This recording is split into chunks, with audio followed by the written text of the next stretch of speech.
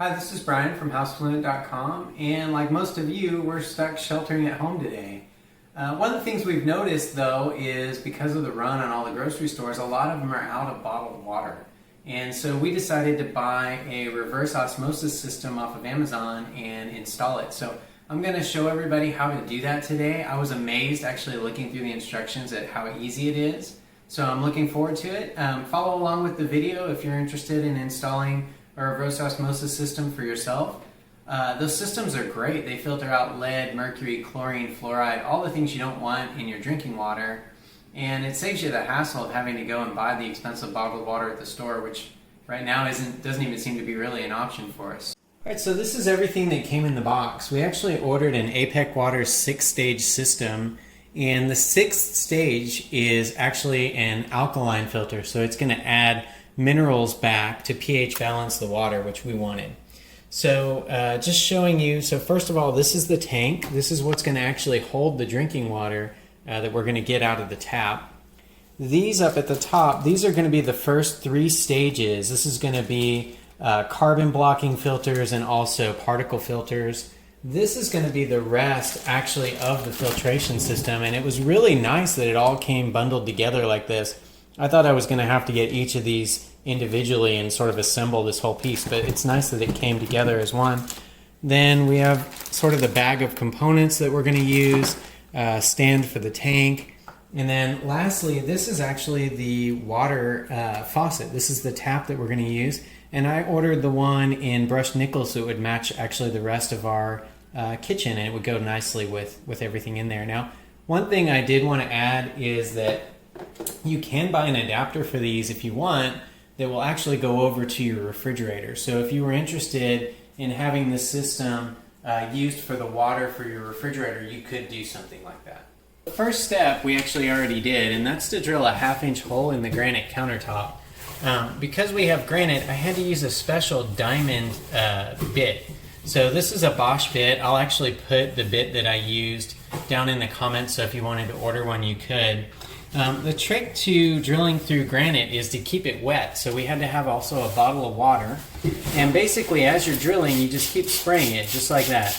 So it's going to create a little bit of a mud puddle as you're going, and that's perfectly okay. Remember to stop a lot. As you're going, you want to kind of go slow, and you don't want to go too fast because you don't want to overheat the bit. So I drilled actually at about this speed right here the whole time. And it took, I don't know, maybe 20 minutes or so to actually drill this hole. This is where the faucet's going to go. And so since that hole's already drilled, that's one less step we're going to have to do.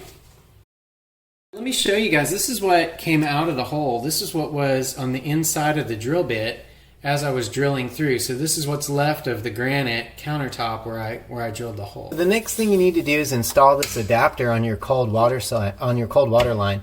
Make sure you get it on the cold side and not the hot side, because the hot water can actually damage your RO filter. So this is going to be a splitter, and what's going to come off of the top here, this is the supply hose for your faucet, and then over here you're going to have a needle valve. Now these needle valves, you need to make sure that you get it good and tight and that you use lots of Teflon tape on the threads, because these have been known to leak. Now I've had this in here for a little over 48 hours and we're not leaking, so I feel like we're in pretty good shape. Okay, so the third step is to actually install this. This is called a drain saddle, and it's going to go actually on the drain line for the sink. And I'm going to install this on the horizontal bar that goes across between the 2 drains on the sink. The RO filter actually uses more water than what would go in the tank. So the wastewater is going to actually go down your drain, and so you need a way to drain it. I'm going to drill a 1/4-inch hole in this pipe right here. I ended up having to put it on the vertical tailpiece because my drill wouldn't fit between the sink and the horizontal bar.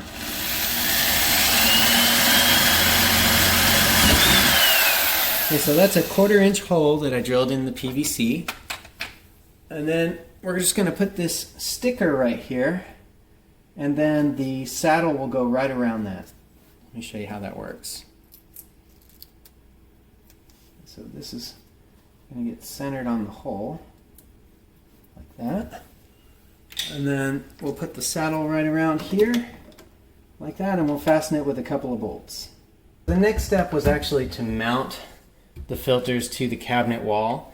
And probably the most difficult part of this was just working in the confined space under the sink and getting enough room to kind of get everything situated. Now I did have to lift the filters off to get to these holes, so you may have to do that, but it does snap together pretty easily.